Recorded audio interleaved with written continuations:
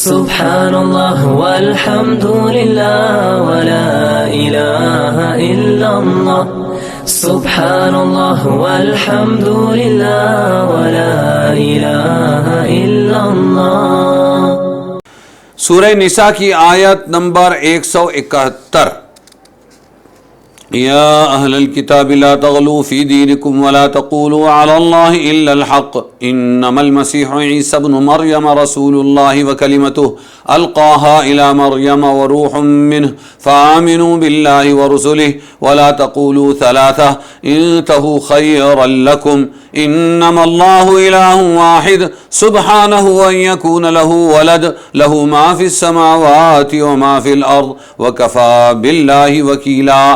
اے کتاب والو، مت مبالغہ کرو اپنے دین کی بات میں اور مت کہو اللہ تعالیٰ کی شان میں مگر پکی بات۔ بے شک مسیح جو ہے عیسیٰ مریم کے بیٹے وہ رسول ہے اور اللہ کا اور اس کا کلام ہے۔ رسول ہے اللہ کے اور اللہ کا کلام ہے، جس کو ڈالا مریم کی طرف، اور روح ہے اس کے اس کے یہاں کی روح ہے۔ تو مانو اللہ کی اور اس کے رسولوں کی، اور نہ کہو کہ خدا تین ہے۔ اس بات کو چھوڑو، بہتر ہوگا تمہارے واسطے۔ بے شک اللہ تعالی معبود ہے، اکیلا ہے، اس کے لائق نہیں ہے کوئی اس کی اولاد ہو، اس کے لائق نہیں ہے کہ اس کی کوئی اولاد ہو۔ اسی کا ہے جو کچھ آسمانوں جو کچھ زمین میں ہے، اور کافی ہے اللہ کارساز۔ ماقبل کی آیات میں یہود کو خطاب تھا اور انہی کی گمراہیوں کی تفصیل ذکر کی گئی۔ ان آیات میں نصارہ کو خطاب ہے، ان آیات میں عیسائیوں کو، ان کی بد اعتقادی اور خدا اور حضرت عیسیٰ علیہ السلام کے متعلق ان کے باطل خیالات کی تردید کی گئی ہے۔ وَكَلِمَتُهُ کہا کہ عیسیٰ کیا ہے؟ وہ اللہ کے رسول ہے اور اللہ کا کلمہ ہے جو اللہ نے ڈالا مریم کی طرف، اور اللہ کی روح ہے۔ تو اب کلمے سے کیا مراد ہے؟ عیسیٰ علیہ السلام اللہ کا کلمہ ہے، مختلف تفسیریں ہیں اس میں۔ امام غزالی نے فرمایا کہ کسی بچے کی پیدائش میں دو عامل ہوتے ہیں، ایک عامل نطفہ ہے اور دوسرا عامل اللہ کا کلمہ کن ہو جا۔ نطفے اب بچہ بن کر پیدا ہو جا، جس کے بعد وہ بچہ وجود میں آ جاتا ہے۔ تو دو چیزوں سے انسان بنتا ہے، بچہ بنتا ہے، ایک ہے نطفہ اور دوسرے ہے اللہ کا کلمہ کن۔ یہ دو ہے۔ حضرت عیسیٰ علیہ السلام کے حق میں چونکہ پہلا عامل منتفی ہے، یعنی نہیں ہے، نطفہ نہیں ہے، اب ایک عامل ختم ہو گیا کہ نطفہ نہیں ہے، اب صرف بچا اللہ کا کلمہ کن کہ ہو جا، یعنی اے عیسیٰ پیدا ہو جا، جس کا مطلب یہ ہے کہ آپ مادی اسباب کے وہاں، اس لیے دوسرے عامل کی طرف نسبت کر کے آپ کو کلمت اللہ کہا گیا کہ عیسیٰ اللہ کا کلمہ ہے۔ معلوم ہوا ہر ایک اللہ کا کلمہ ہے، لیکن کب ہے؟ پہلے نطفہ ہے باپ کا، اور اس کے بعد میں اللہ کا حکم ہے، کلمہ ہے کہ ہو جا، تو سب پیدا ہو رہے ہیں اللہ کے حکم۔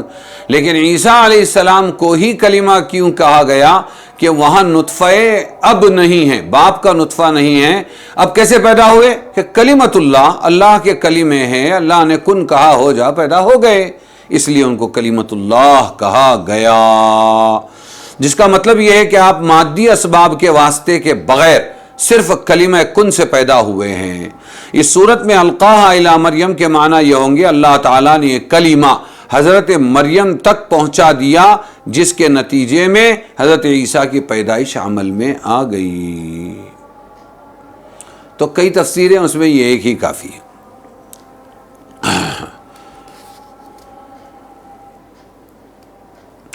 آگے ایک ٹکڑا ہے کہ روح منہ، ہاں، اور فنفخنا فیہا من روحنا بھی ایک جگہ کہا گیا کہ اللہ کی روح ہے۔ ترجمہ یہ کیا تھا ہم نے کہ اور روح ہے اس کے یہاں کی، اللہ کے یہاں کی روح ہے، روح منہ کا ترجمہ یہ کیا تھا کہ اللہ کے یہاں کئی روح ہیں، ان میں سے ایک روح یہ بھی ہے۔ لیکن اس سے استدلال کر کے جو تین خدا کہنے والے ہیں وہ اللہ کی روح بتا کر جب اللہ جز اللہ کا ہوا تو کل بھی اللہ کا ہوا.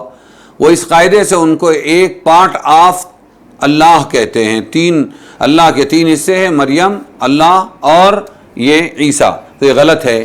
ایک بہت بہترین علمی لطیفہ لکھا ہے ہارون رشید کے دربار میں.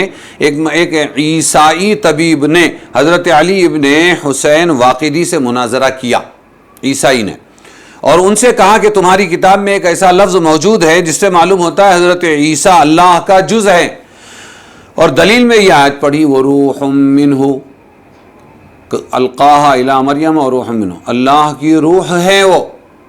جب اللہ کی روح ہے تو روح ایک جز ہے تو پھر وہ اللہ ہی ہوئے.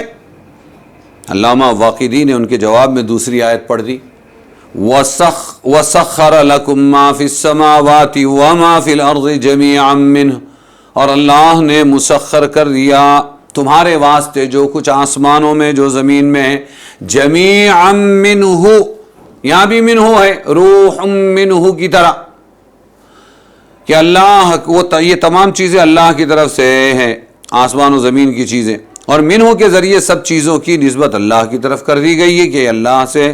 فرمایا روح منہ کا اگر یہ مطلب ہے کہ حضرت عیسیٰ اللہ کا جز ہے تو اس آیت کا مطلب پھر یہ ہوگا آسمان و زمین میں جو کچھ ہے وہ بھی اللہ کا جز ہے، وہ بھی اللہ کا جز ہے. یہ جواب سن کر نصرانی عیسائی طبیب لاجواب بلکہ مسلمان ہو گیا.